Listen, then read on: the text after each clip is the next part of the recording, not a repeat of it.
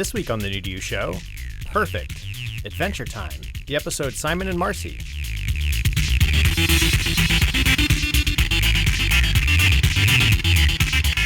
Hey everybody, welcome to the New to You show, a water cooler podcast of recommendations. It may not be new, but maybe it's new to you.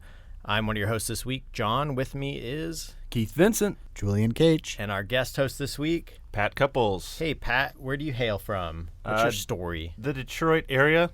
Yeah. 16, Motor City Madman. 16 mile. 8 miles away from Detroit, I guess. Perfect. It's also called Big Beaver. Nice. Wow. And, is that what that Metro Parkway. Is that what that Primus song is about? What's amazing is I don't know what you guys get into on this podcast, but Big Beaver is actually exit 69 off of I-75. So that's new to you. Wow. Way to plan it, city planners. All right, so this week our topic is perfect. So we'll let everybody kind of explain why their pick may or may not be perfect. But before we get into everybody's pick, Jules, what was new to you this week? New to me this week was Full Frontal. It's Samantha Bee's new show. She was an anchor on The Daily Show for a long time, and she's finally got her own show. It's on PBS, and I just watched a few episodes online recently. They're really funny, and the show's it's really punchy. It's got good energy. It's still like political satire, commentary stuff. But it's got its own, enough of its own flavor that it doesn't feel like you're watching the same thing again. And it's actually, I think, like more fun than the new Daily Show, which I don't know. I feel like it's like it's finding its legs. Yeah, I think. Yeah. It's gonna just take a little while. I feel like Samantha Bee show, what it has that I feel like the old Daily Show had that I don't think the new one has is like there's an edge to it that seems, I don't know, the new Daily Show with Trevor, I like it and I still watch it every day. But I don't feel like it has the, I don't know, there's like a dangerous quality to the. Yeah, I think Trevor's like real easygoing. Yeah. Like very mellow. And she's full frontal, like it says. She's just like, it's more, it's fast paced. They get right into it. Is it a 22-minute format? Yeah. Yeah. So it feels, without commercials, it feels really short. Yeah. And it's a week too. It's once a week. Is right? it? Yeah, I don't know because I'm just watching it online. So I think have no idea. I might be wrong does about Blake Gingerich, does he work on that show? Not. I haven't heard anything about it if he does. Because I saw through Facebook a guy that used to edit with us. I think is working on that show as an editor. Well, he edited that show Billions or that Showtime show. He worked on that. Nice. Definitely, and he definitely did work on some of the old Daily Show stuff. Cool. Well, anyways, I recommend it. It's a lot of fun, and I think right now online you can watch it on TBS, obviously, but online you can see it. I think on TBS's website and on Samantha Bee's website, and that's it for now. So, but it's cool. You can probably get it on iTunes. Nice. Let's roll into our first pick for the week. Keith, you're up on plate.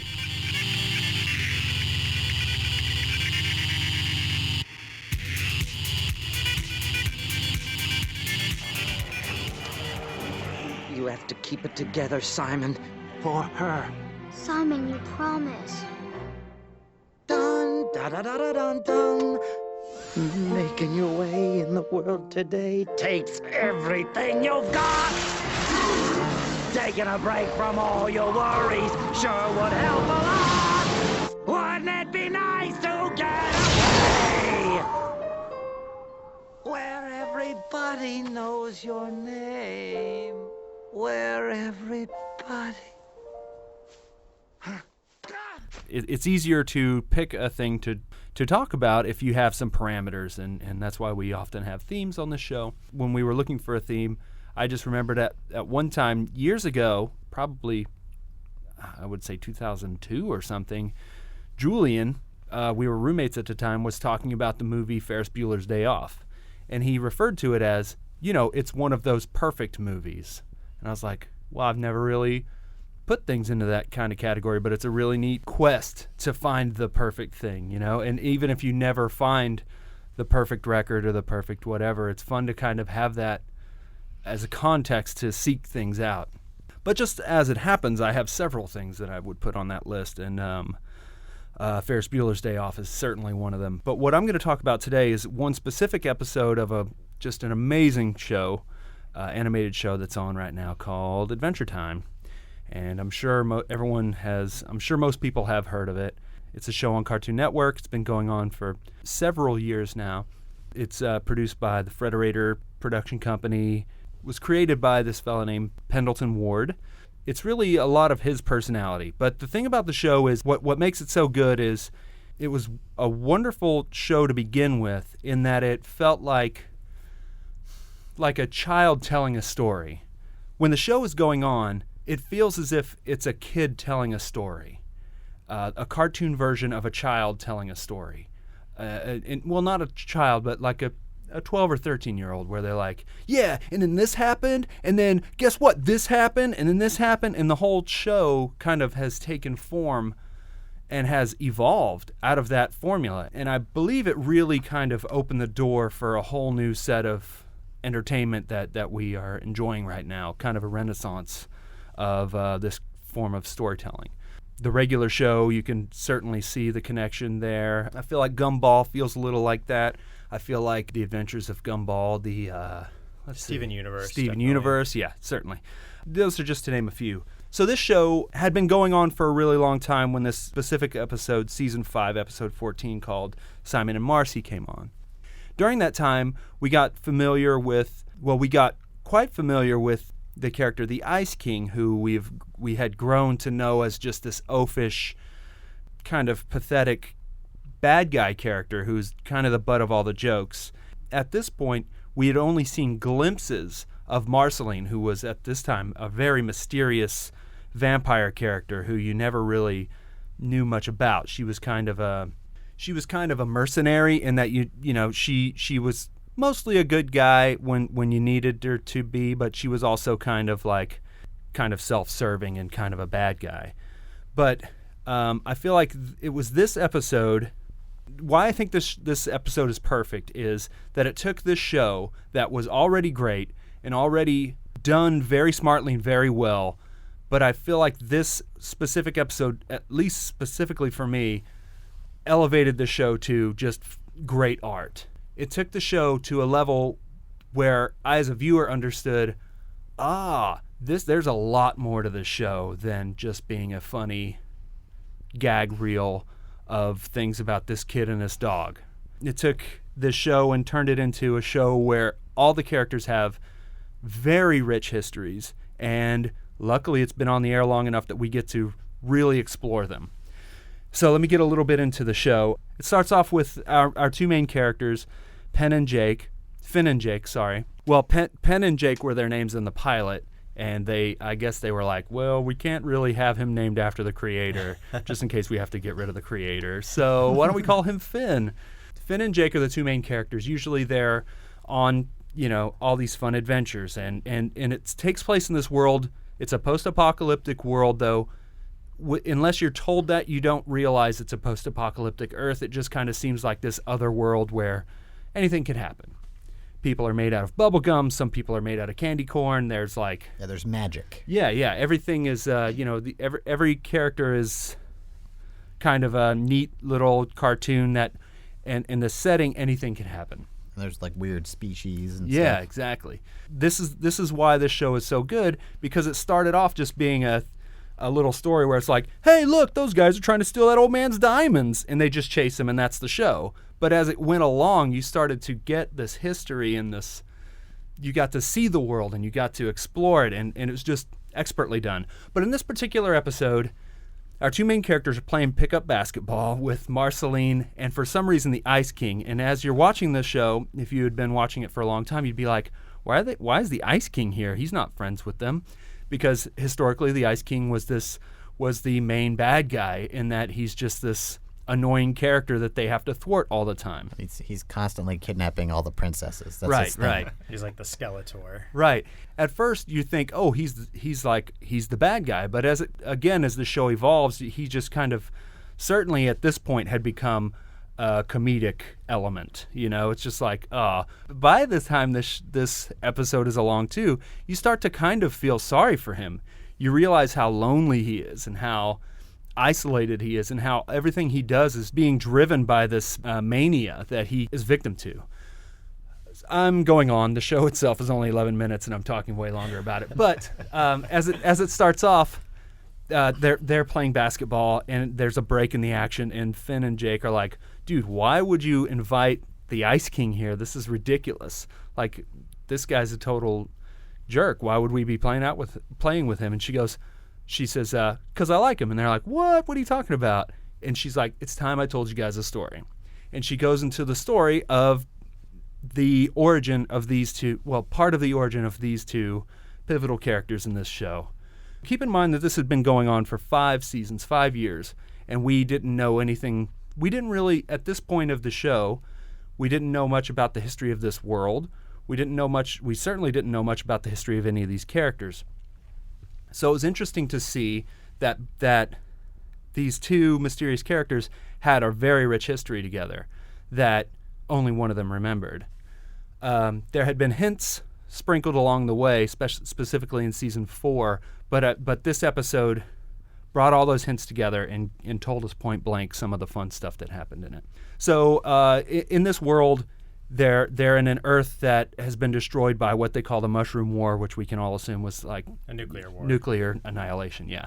And so Marceline is a half-demon character. We think she's a vampire, but it turns out that we learn later she's actually just a half-demon who kills vampires and got their powers. But she also was bit at one point and became... Well, so she is if also a you vampire. watch the mini-movie episode arc about Marceline's vampire powers, it's awesome. And it explains how she got the bite marks. It explains how she got all of her vampire powers.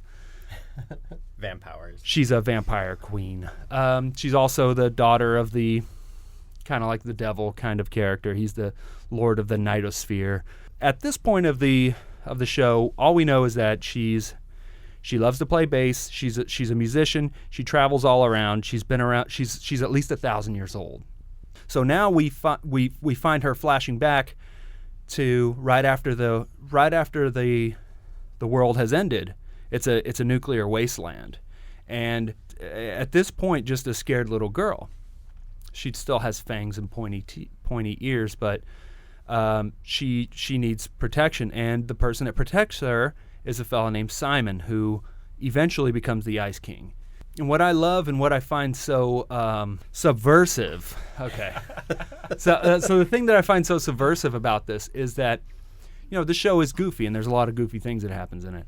But in the middle of it took the time to tell this really devastatingly tragic but beautiful story, where the guy who would eventually become the Ice King is actually protecting Marceline at the beginning, and he's being really cute and nice. And if you watch the episode, you'll see like some of the fun things he's doing to try to distract her from this world of devastation. He's playing little games. He's trying to give her little glimpses of the world she used to know by pretending to be a TV show that she could watch. In order to protect her, he has to use the power of this crown. He has found this magical crown that gives him the ability to have all these kind of like ice magic. He can conjure up snowstorms and blizzards and whatnot. But every time he puts the crown on, he loses a little bit of himself, and he becomes this the Ice King. Yeah, he becomes this oafish character that is literally insane. What was so lovely about this is to watch him have to make that decision a couple times, and eventually the decision, he had lost so much of his sanity he could no longer make the decision anymore. But every time he had to wrestle with himself to say, I have to protect her, so I have to give myself up. And it was I don't know, I just thought that was a very deep, very, very loving, lovely thing. And for that to be in a little show that I considered at that time to be kind of a very well-made comedy, but a little just lighthearted, for there to be such a deep and just really well-made episode that touched on that subject matter, I just thought was wonderful. And I've loved the show ever since, and I feel like that was also, I mean, this is debatable, but I feel like, as far as I'm concerned, that was the first the first episode that clued us into the fact that this show is going to go deeper. It's going to have a lot of deep stuff in there, and it still continues to has a rich history. And even today, I haven't watched anything in this season, so I don't know any of the new stuff. But it goes into like these really vast realities, stuff about time, like the nature of multiverses. It's just a really deep show, and I kind of feel like this was the first one to take us there. I personally think that as far as a person who's watched cartoons my whole life, I consider myself an expert on at least television cartoons. This is my favorite one I've ever seen on TV, and that's why I love it. So what do you guys think? Go for it, Pat. What'd you think? This was my first episode of Adventure Time, other than Bacon Pancakes, which I've heard dozens and dozens and dozens of times. Cue Bacon Pancakes loop right now. Yep. Bacon pancakes, making bacon pancakes. Take some bacon and I'll put it in a pancake. Bacon pancakes, that's what it's gonna make. Bacon pancakes. Bacon pancakes, making bacon pancakes. Take some bacon and I'll put it in a pancake. Bacon pancakes, that's what it's gonna make. Bacon pancakes. Bacon pancakes, making bacon pancakes. Take some bacon and I'll put it in a pancake. Bacon pancakes, that's what it's gonna make. Bacon pancakes. Bacon pancakes, that's what it's gonna make. Bacon pancakes. It's so good. It brings a smile to my face. I thought I didn't know the back history, but I kind of figured it was going to be a silly show and lighthearted show. And the second you see her as a girl, and especially in the television scene, like the way that she laughs as a character, and the way that she reacts to Simon, it feels exactly like you're watching a little kid with a parent figure, and it was so real and so like that's why you brought it to this thing, because it had like an emotional core. So I loved it, and I really liked how they get from scene to scene. It is kind of like you were saying, and then this happened, and then this happened. I love the episode. I'm definitely going to be watching more Adventure Time. And I don't know, just even that little world, I only got a glimpse of where they are now in present day, the basketball. But I could tell that I was going to love these characters in real time. When the Ice King is scoring baskets at the end of the episode, and he scores about 100 baskets. And Hey, Marcy, pass me the ball with these two goons are talking. Yeah, get them with stories. Which, if you ever had like an electronic arcade basketball game, there's always some kid that like flips it over and over and over again, as if that's really if you're really scoring baskets. I know. I was preparing a meal at the time and watching this, and I was laughing to myself. That's awesome. And I feel like I should do more of that. Maybe that'll be my meal preparation thing that I'll watch from now on. Well, the thing that what's going to be great is this show is going to age really well. There are a lot of shows. Sadly, a lot of shows that I've loved that they just don't age well. But this show, I really feel like so when your boy's old enough, that's going to be really fun to just like, you know, if and when he has screen time. Hey, let's watch an Adventure Time show, because it's going to be easier in the future anyway. Just to and it was it was awesomely gross too. It was really it's great. The clam violence was also probably well. There's I'm glad you brought up the voices, because that's something I forgot to mention that I should. So the voice of the Ice King is one of the wonderful quirks of this show, and I believe this really maybe some of the Adult Swim shows could take more credit than Adventure Time, but it really ushered in an era of voice acting that's not voice actors.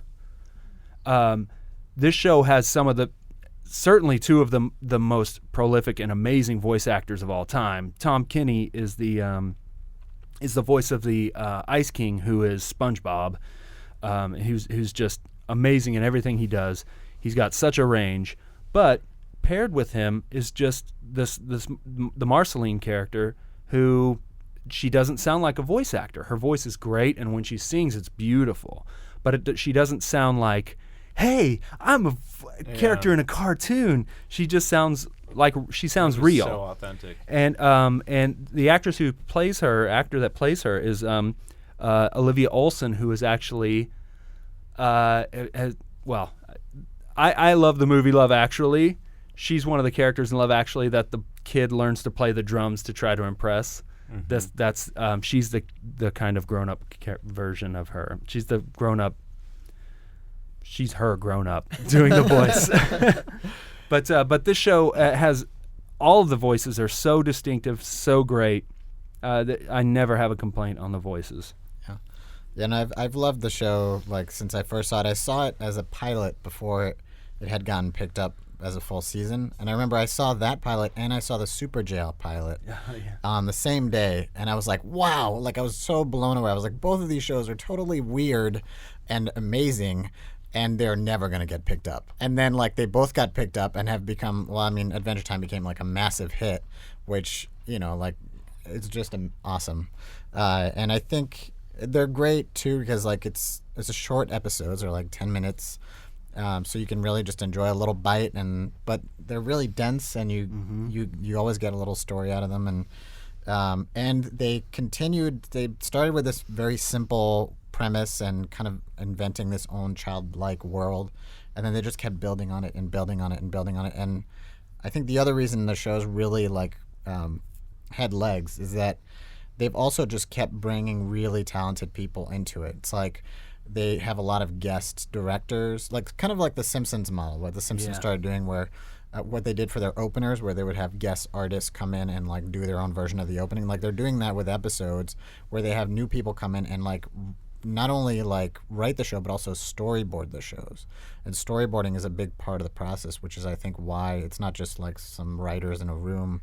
It's like animators or artists who both draw and write it at the same time. I think that's part of why it's like visually inventive, and there's a lot of cool stuff. And they've just like... In fact, that is a thing that I would love to see the process. I mean, I understand it on a rudimentary level that the writers are usually... Well, there's a writer and there's a boarder, but the boarder also almost always gets co-writing credit. Yeah, almost all the episodes have like 2 or 3 people. Right. And that's because they'll get a script and so much more is added during the storyboarding process. But again, I'd really like to see a step-by-step version of that. I think they'll also pitch in the other direction too, where someone will board out some scenes and then work with somebody to like start putting connective tissue in there. Yeah, and there's actually like a bunch of regulars on there are on Tumblr or Instagram, and they often post their boards after the show's aired. So you can actually like get behind the scenes if you're into that sort of thing. Well, the one particular blog is called kingofoo.tumblr.com, and it's really, really great. Yeah, you get to see just so much talent goes into this. Yeah, and if you're interested in see how the sausage is made, it's great to see so much of that. But the other interesting thing is I got curious about the whole like post-apocalyptic thing, and I actually looked it up, and he didn't have this idea for the world when he started, but it was like on episode 8 of season 1, it was an episode called Business Time.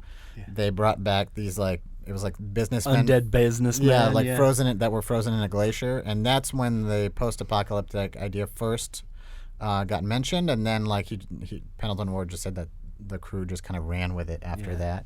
So it just like, there wasn't a master plan. It just sort of one episode at a time just kept building out this world. That's what's so great about it. It feels way more organic than if this person had come to the table with this thick tome of history. Yeah.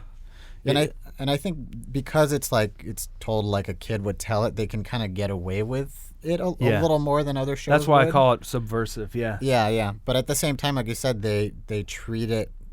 They take it seriously. They treat it with reverence. They put heart into it, like and all that. Also, as a a guy who considers himself pretty nerdy, I love that they've built in enough history that there's actually, you could really make trivia from the show if you've watched it enough. And not in like what episode did he say this? It's more like, who was the, what's the origin of this character? And there's really like a rich history. Well, in fact, John, you had shared with us like somebody compiled a massive history. Yeah, so they went through.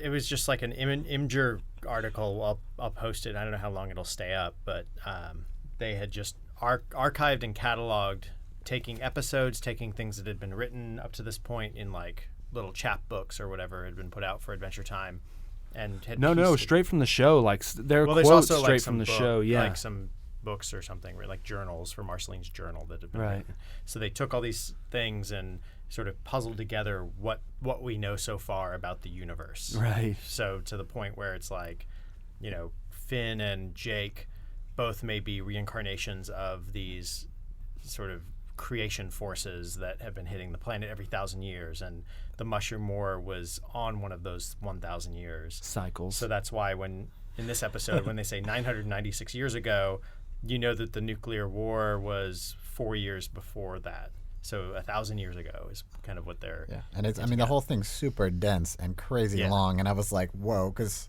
I'm not caught up to the current episodes, and it's just crazy. Well, we're referring specifically to this write-up that Holt is talking about, where it's the history of this land, and it goes into like pre-Big Bang, like realms of just monsters before the universe is created, this type of thing. It's really wonderful. And it's very fun. The other thing I really like about the series is that I think it introduces kids to the new storytelling, the way like the villains are fluid. The villains are not one-dimensional like Skeletor type characters. Eventually they get played up and played into being three-dimensional, fleshed out, and eventually are heroes to some degree, or they were once, and even the heroes aren't like Finn and Jake don't stay the good guys all the time in it. Right. Well, they almost always do the right thing, but they definitely have some arcs where they get tempted. Yeah. Well, even when they're sometimes though doing the right thing is they just do what they want to do, and we're their buddies, so we just kind of shrug it off because who cares? They're it's a silly world, and they did what they want. Yeah, the stakes aren't that high. Right. But there's a lot of episodes where like Jake does really like is like lazy or selfish or whatever. Like, yeah, they can be pretty bad. But I think there's a couple things, like it's good for adults, this show, because like what kid in Simon and Marcy, he sings the Cheers song. Yeah. And part of that's like a little hint of like what time period the bomb hit. But what kid is going to know the Cheers song? That may be when they're introduced to it in the first place. I've sung it for my son, unfortunately for him. The singing of the Cheers song is perfectly bad. Yeah. Well, see, the thing is with the Cheers song too. This is the TV show. In the episode, it's the TV show he reenacts to entertain the little girl. But I feel like they inserted that part so that later on, when Simon has to try to keep his own sanity, he sings that song while using the in order to try to prevent himself from losing control. But it's almost like an anchor. It's like a life rope or they could have used anything. Right. But I think what helps is for adults, there's an emotional trigger. If you don't know what the song is for, you'll also like it's sappy and sentimental, and it hits the point of like this guy holding on to himself, and it's about Marceline's story as well in terms of her forgetting this friend and you can never go home, all that stuff. So it also ties this fictional world to our world. Right. That's what grounds it in a way. But yeah, they're out of context, it does what it needs to do, like as if they had just written it for this. But in context, it adds a level for adults, like the main people who even now who would be watching it in their teens. Cheers, they would have to have sought out Cheers to have seen this and to know what it was. Yeah, but I don't think that's any. I mean, I don't think it's bad. We all. Yeah, I'm not saying you think it's bad, but what I was going to say is I don't think that's any different than Looney Tunes, because when we were kids, we would hear Frank Sinatra songs on Looney Tunes, or or like a Bing Crosby impersonation, and that was certainly my first exposure to any of those. But that was also when Al Jolson as when well. those cartoons were shown, historically in front of movies, with the whole family spending their nickel to go see a whole day of movies, and you see their Looney Tunes and a featurette, and then your feature and a newsreel. Yeah, and there you go. You've there's a little bit for everybody in the Looney Tunes, and it's good to have that continue. There's a few other things that I think Adventure Time brings historically, like the Fleischer Brothers. The Noodle Arms kind of stuff is totally in their style wheelhouse. And the surrealism and the motion, the like kind of to a beat, even if there's not music playing, the motion is always there. SpongeBob played a lot with that too, but I think Adventure Time plays with it more directly. And I think, you can't discount it, but I think Invader Zim really laid some groundwork for shows like Adventure Time to be available to kids. I don't think you would have it. Technically, I do believe that Adventure Time is rated, I think, YF-14, so I don't think it is. Yeah, it's Y-14, yeah. It airs, its original air date is usually like 8 o'clock, so they're not technically a kid's show, so they can get away with broken glass, carrying swords, all these things that we always, whenever we're working on a kid's show, we're like, what do you mean he can't carry a sword? And they literally break every rule. Right. But there's fire. They're always on fire. There's like. But at the same time, I would totally let a little kid watch it. Like, there's, it almost. I don't think it ever really crosses the line. That being said, though, I was at dinner with my sister and her kids, and we were at a restaurant, and they're being rowdy or whatever. And my nephew, who was 2.5 or 3 at the time, was like, we were playing with my phone. I was like, here, I'll let you guys watch Adventure Time, but I'm going to play it without the volume on. And my sister's like, well, just as long as it's not scary. And I'm like, all right, it'll be fine. And there's this episode with the gut grinder, which is, it's this big dog thing. It's like a giant jake that's all spiky and does it eat gold or something? I don't remember. I think it eats gold. So every time there's gold, it comes and eats the gold. And so he sees the gut grinder and it's beating up Jake, and he's like, he starts to cry. How old was he? He's 2. Oh, well, he's 2. But it was silent, I meant and little it was kid, not tiny. Toddler. It's a little kid. I'm discovering that I think that we come to this earth with violence in our head. My son is 3.5 now, and he hasn't seen anything with any glass or swords or explosions. He wants to chop and cut and sword and break and incinerate everything. Yeah. He's coming up with words that I'm like, how did you even know what explode means? And my nephew is the same way. Since he was 2, he's obsessed with war, and he is not getting this from the media. This is programmed. Somebody put a chip in his brain, maybe in utero, but I don't think these cartoons are doing what It's really tough on those pacifist parents. I thought that I'd be a pacifist parent, but he wants to kick my ass. Oh, that's so good. Cool. Well, Pat, if you do watch more episodes, I would love to talk to you about it, because just like the stories are unveiled as if a child is telling them, I feel like, which I don't mean that in any disrespectful way to the writers and creators of the show. I think that that's a wonderful thing. I love the flow of the show. But I feel like the music is often, especially if there's songs with lyrics, it's also exactly like a kid coming up with a song right on the spot and singing it, just whatever's off the top of their head. Simon sings a few songs in this episode, doesn't he? I can't remember. I feel like he just makes up some. There's a lot of jibber jabber. Yeah. That just cracked me up. Him talking to himself, in the ambulance. Mother. No, but there's a specific episode that aired the season before this one, on season 4. Season 4, episode 25 is called I Remember You. And this is the first hint. The I Remember You episode specifically hints to this episode. And it's that the Ice King has found Marceline, and he's drawn to her, and he doesn't know why. I mean, and it's neat because she's like, how come you always find me and you're just so annoying? You don't remember anything.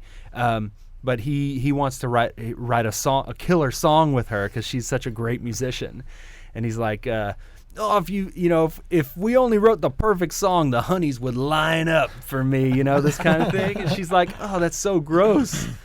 I don't want to write it, but through his like just nagging and, they end up writing a song together, and he has all these notes from his old journals because he heard somewhere that you got to have a really deep, dark past to write a cool song, so he has all these notes from his vaults, and she gets a hold of one, and they start singing this beautiful, it actually placed within the context of this episode, it's a beautiful song, and it's basically him sing.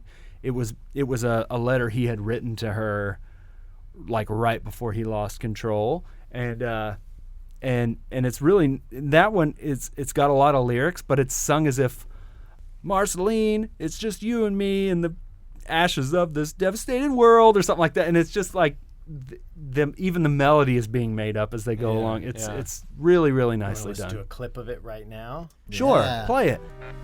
Yeah, let's go. What's it say? Sing out, sister.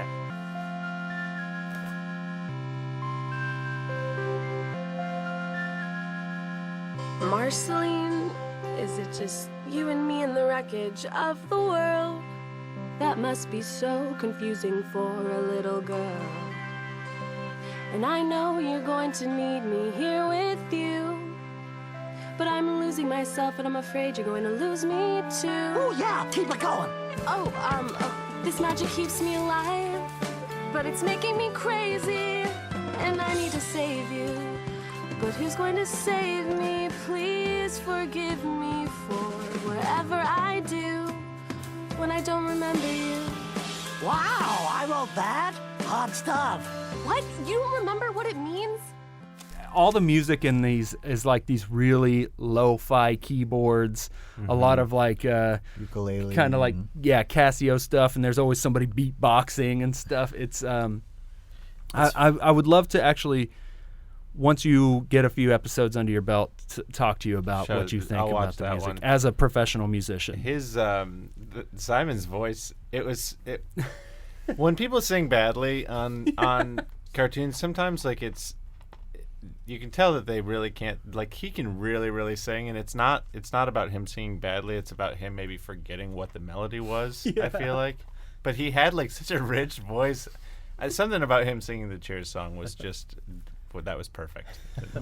What's funny too is that a lot of voice actors are, I mean, the ones I've grown familiar with are just great singers usually, and they can't wait to show off how good singers they are. Like, oh, I can't wait in this episode I get to sing, But he just makes the choice to just be terrible every time he sings. So Olivia Olson, she must have been actually singing in Love Actually. Yes. Okay. Do you remember do you remember Love Actually? It's one of my favorite Christmas movies too. Me too. Some people have real problems with, I don't know why that show has so many that? haters. I don't get it. But remember the little girl, and she's singing at the end while the kid's playing drums. Mariah Carey song. Yeah. That's her. Yeah. Okay. In a younger state. I'm gonna have to watch that movie. It keeps coming up. Do it. Yeah, we'll go into it with very little expectations, because I feel like it's so talked up all the time that you're going to carry that baggage. So don't go in with any expectations. Because I do love that movie. I think it's brilliant. Talked up and criticized equally. So I'm sort of. If nothing else, that movie reminds us of a time that you could meet a loved one at the gate at the airport, and if that's all, if that doesn't put a smile on your face or bring a tear to your eye. Brings back a lot of memories. It's true. Speaking of the music in this show, one of our coworkers, Parker, who's been on the show before, has expressed that the opening is twee. No. The opening to Adventure Time? Yeah. Maybe twee crap, but... Well, it's definitely, I could say. But he said he loves the music in the show, but the opening drives him crazy. I can't remember it. It was like all a blur. Adventure time, come on, get your friends. Time to distant lands. Jake the dog and Finn the human. Fun will never end. It's adventure time. And it's that's sung by the creator. And he would like just strums it on his ukulele. Yeah. Okay. Yeah. But I don't mind it at all. It's also the kind of thing like, when you love the show and you watch it a million times, you just hear the song and and you feel good. It's like any just like when you watch The Simpsons opening and you're like, yay. I'd rather hear that than like the Bodines. But I really love the end credit song. Yeah, me too. And I'm always really angry when the Frederator comes in. Yeah. Because it's like this really like lovely little like tune, and then all of a it's like rudely like ended with Frederator. And I'm like, no. Yeah. Frederator, the way the show got made. Well, there's bother? something, it's worth talking about, and you can talk about it as well. But the thing I want to mention is that it was originally a Nickelodeon pitch.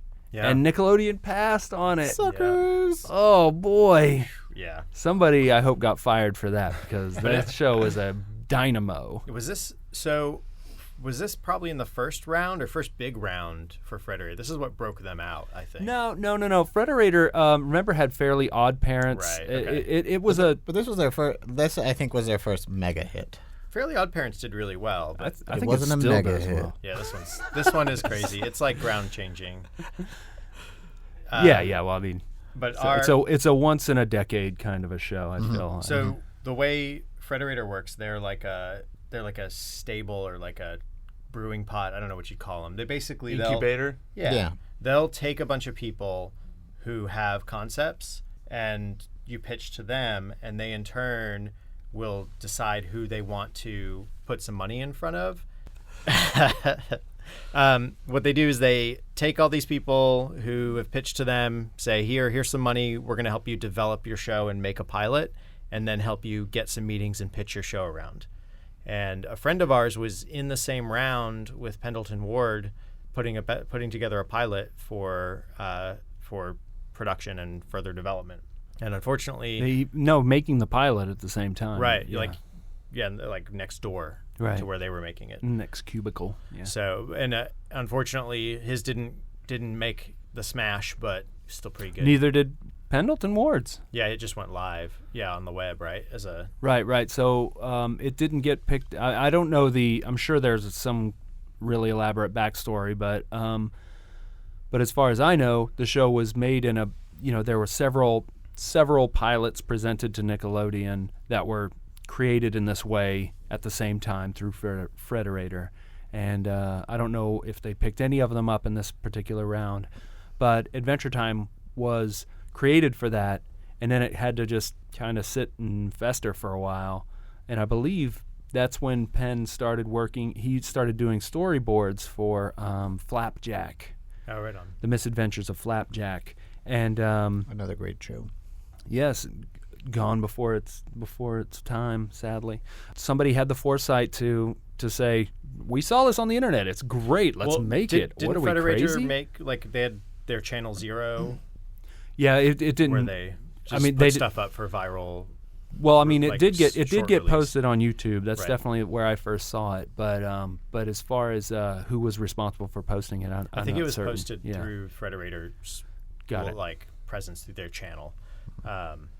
Then it got built and made on Cartoon, and he was given a pretty sweet deal, like carte blanche, do what you want with this show, Which was very smart. Yep. They should do that more often. Well, I mean, I think as a direct result of that show, one of the new buzzwords is, as a person who's been going to these pitches, creator-driven. Yeah, we want a creator-driven show. But here, do all our notes. Yeah, exactly. No, I mean it's always been like that. It's it's gone in and out of cycles where there'll be a they let somebody do their thing, they have a massive hit, and then everyone's like, oh, me too, I want to do that. But then the networks always end up getting in their own way. And I think there's that fear of we don't know why it's doing so well, but if it does really well, we want to make sure either one, we had our hands in it enough, or if it fails too, rather that we had our hands in it enough to say we did what we could to help it not fail. I think part of the problem too is even if you give a bunch of creators carte blanche and they do whatever, lightning's only strikes so many times. They might be good shows, but they're not shows that that resonate with like millions of viewers. So it's they don't have the juice, whatever that is. Yeah. And that's the thing is like, whenever the SpongeBob was the same way for how many years after SpongeBob, we're still, I think, in the wake of SpongeBob, where they're just making shows that are like SpongeBob in some way. But at the same time, SpongeBob owed so much to Ren and Stimpy. Oh, certainly. I'm not much discounting that. But I feel like it went to a place way beyond Ren and Stimpy. Well, I feel like he took a lot of the good ideas and then like really put it in a much more likable package. Yeah, exactly. My point was, it's whenever there's a big hit like Adventure Time, like just this breakout hit like SpongeBob, there are always these people clamoring to do that again. How do we do that again? Instead of realizing that that you need to do is give somebody time, let them incubate these things and let them create this thing, and that's where you get the results. Not trying to make some Adventure of those, Time like, Part 2. The ones where they have successfully done that, not Groom Lake. What's the Disney show? Gravity Falls? Gravity Falls, where they said, this is the story we want to tell. It's going to run this long. It's short, sweet, compact, has heart, has comedy, has great characters. This is it. And that was one of those, I think Adventure Time and episodes like this pave the way for your Gravity Falls and your Steven Universes, where you have more complexity and more interesting stuff going on behind the scenes for the characters and for the world, and like the sexuality and geopolitics and all these ideas. Like, in Adventure Time, there's this long-standing thing that whether it's sort of friendship or they've been dating, that Marceline the Vampire Queen and Bubblegum Princess are like a couple, and they have this on-again, off-again kind of thing. Where who knows? Well, Pendleton Ward knows. No, he has two pillows of them. Anyways, I think that we've said enough. Mm-hmm. Yeah. If you haven't seen Adventure Time, go out. Don't start with this episode. Yeah, just go back to the beginning. I mean, this is a brilliant episode, but I feel like it's better if you have the context. It's more perfect. But Pat might suggest otherwise. It makes me want to go back. Yeah. Yeah. I hope you do. But it also is one of those shows, I think you can start anywhere. Yeah. Like, you will enjoy it. I think it's just, why not start from the beginning, Yeah, well, there are some pretty weird out episodes nowadays, though. Some of the episodes get really metaphysical, and where he has a flower for a hand and stuff like that, which I love. Sounds awesome to I me. love them in context. Well, to build that context, you're saying start at the beginning. Yeah. To really get your head around it. So, Jules, do you think you'll watch this again? Well, I'd already been watching it, so yes, definitely. Keith, you going to keep watching, or is this now that it's perfect, you just discard it? I don't know. You've seen it. You've been I there. guess. Yeah, Sure. they're not going to do better. Leave on a high note. They should have retired like Peyton Manning after this episode. Are you going to make your wife watch it, Pat? I can't imagine that she would be into it. You might be surprised. I'm going to make her watch one. You might be surprised. I'm going to make her watch making bacon pancakes. Making pancakes, making bacon pancakes. And then maybe that'll and put it in a pancake. she'll have an affinity for the show before she even. Yes. Mm-hmm. If you start with the very first episode of Marceline, I think that's a good one. I don't know which one it is, but where Finn and Jake live is this tree house. Yeah. And Marceline's like, you guys need to get out of here. This is my house. I've come back from wherever I was, and I'm moving back in, so you guys are out of here. It's a really, really good episode. It would be a really good way to start. We're finishing Mad Men. We have 2 seasons left, and then we'll hit on to Adventure Time. Perfect. I really recommend, after you watch the finale, go back and rewatch episode 1. I've now done that. Any show that I finish, like, we go back and rewatch the first episode. There's something really awesome about that because, like, the final episode's like right in your mind. You know exactly what they look like, what they feel like now, and then to go back to the very beginning, which you've, if it's been a few seasons, you've kind of forgotten, is really remarkable. Like, it's a really fun exercise. We did it with Frasier. It was wild. We binged on Frasier during pregnancy, and then went back to the very start, and it is mind blowing. Yeah. I mean, and there's like different hairstyles and. Yeah. I mean, obviously in Mad Men they'll have different hairstyles and different styles, but Yeah, and you see how much was already there right from the beginning, and Yeah. how much had to grow and change and all that stuff. It's really it's very fun. good idea. So Adventure Time, you can watch it on Hulu. You can buy it on iTunes. You can buy it on DVD or Blu-ray from your local DVD or Blu-ray corner provider. You can watch it on cable. You can watch it on cable on Cartoon Network. I've got some pirated discs in my overcoat here if you guys want to buy one afterward. He likes to. Sting. He spreads them out on his blanket on the sidewalk. I go, either that or go to a bar at 8 o'clock. And he plays bacon pancakes on a boombox to draw the crowds. It's bacon time. I think What we time is it? I think we should close out the show with an 11-minute loop of bacon Bacon pancakes. pancakes? Do our audience a favor. I think I've just run a 45-minute loop. Oh yeah, it would Under be the much metal better, setting. much better than this conversation. Well, Keith, that was perfect. Oh, good. Thanks. I just looked it up as well. The episode is called Evicted, where we first meet Marceline. It's episode 12, episode 12 in season 1. Okay. Season 1, episode 12. We'll check that out. It's called So- Evicted. So Keith's perfect pick was Simon and Marcy from season 5, episode 14 of Adventure Time. Original air date was March 25th, 2013. Thanks again, Keith. My pleasure. Glad you all enjoyed it. Let's see if you hacks can keep up with my raw talent. Ha! La da da da da. I'm gonna bury you in the ground. La da da da da. I'm gonna bury you with my sound. I'm gonna drink the red from your pretty pink face. I'm gonna. Marceline, that's too distasteful. Oh, you don't like that? Or do you just not like me? Sorry, I don't treat you like a goddess. Is that what you want me to do? Sorry, I don't treat you like you're perfect, like all your little loyal subjects do. Sorry, I'm not made of sugar. Am I not sweet enough for you? Is that why you always avoid me? That must be such an inconvenience to you. Well, I'm just your problem.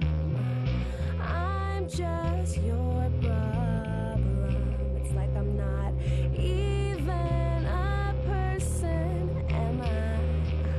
I'm just your problem. Well, I should have to To such a question, there are many possible answers, such as hard work. Feel I'm alone in this whole. Hey everybody, thanks for listening to the New to You Show. I was one of your hosts, John Holt. You can find me on Twitter at Lord Joho. With me this week was Keith Vincent. You can see some of my drawings and stuff on earthlingkeith.tumblr.com. or tweet him at Marcy and Bubble. No. And I'm Julian Cage. You can find me on Twitter at BeautifulJules. And how about you, Pat? How can we find you? I think it's patcupples.com. We'll look it up before next week. We'll look it up. I've had so many defunct websites, but we'll throw a link up there. You got a band or anything you want to plug? Or Yeah, Pat Cupples. Oh, and hotelsandhighways.com. You can find me through there. Okay. Hotels and Highways. Maybe we'll talk more Perfect. about that next episode. Maybe. All right. Yeah, I feel like we gave Pat the short shrift. We didn't discuss at all that he's like a professional musician who's really talented and stuff. well, we'll do that next time. We're gonna All make right. him Maybe play. he's just too We're gonna modest. Make him play on our tiny desk. Yeah, I'll bring my my jaw harp if he brings his ukulele. Yes. So you can find more about our show on newtoyoushow.com. You can follow us at newtoyoushow on Twitter.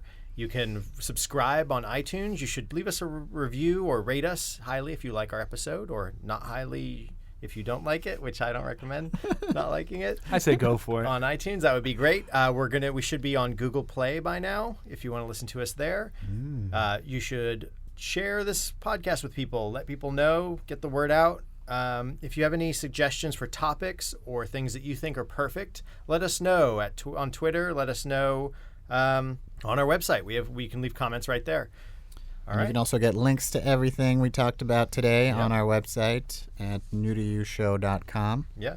And next week, I'm going to bring us something perfect. Yeah, comic book. Perfect comic book. So read up, In kids. fact, that's the only comic book I'll ever read because all the rest right. are inferior. It doesn't even bother with color. It's so perfect. needs So if you want to read up, check out Stray Bullets from David Lapham. All right. It may not be new, but maybe it was new to you. New to you. New to you. Explosion. Life is all about the music. Be with him together forever, without the limitation of time ever again. So the second coming of the Lord is not dead. They're two separate entities.